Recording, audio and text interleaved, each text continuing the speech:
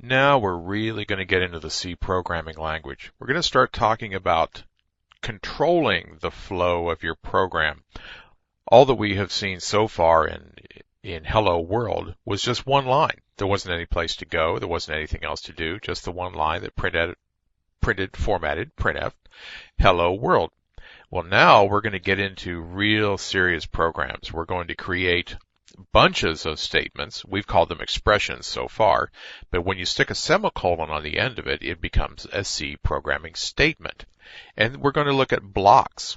Blocks are bunches of statements together, and I'll show you how we block those together. We use braces around them, and we'll talk about braces and blocks of statements and how they occur and how you control them. We'll look at an if-else. If this is true, do this, else do something else. And we will look at else-if, which can be combined with the if-else to form a bunch of decisions together. The switch is a larger construction which lets you switch on let's say a character that somebody typed in. And if they put in an A, go do this, a B, go do that, a C, so on. We'll look at switch. We'll look at a while loop, which does something while a condition is true. A for loop is kind of like a counter.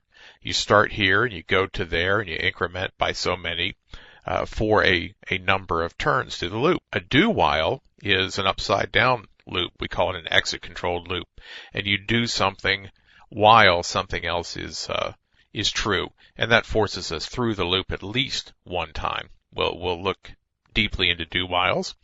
There are a couple of statements that can be used inside all of those others, and that's break and continue inside those other loops. And then finally, we'll wrap up with the goto and the labels and how to use goto and labels in controlling the flow of processing of the computer as it runs through your program.